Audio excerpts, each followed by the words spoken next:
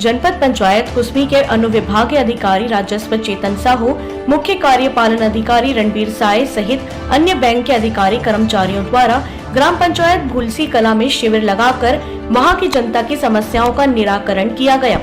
जिसमें पेंशन भुगतान, पीएनबी खाता का आधार लिंक, पेंशन स्वीकृति, राशन कार्ड, आधार कार्ड, प्रधानमंत्री किसान के वाईसी आयुष्मान कार्ड सहित जनता की मूलभूत सुविधाओं का ख्याल रखते हुए त्वरित मौके पर समस्याओं का निराकरण कराया गया, जिससे आम जनता को किसी प्रकार की परेशानियों का सामना करना ना पड़े। आज के इस समस्या निवारण शिविर में ग्राम पंचायत भूलसी कला, हर्री, भूलसी खुर्द, अमरपुर एवं चैनपुर के ग्रामीणों की समस्याओं का निराकरण किया गया।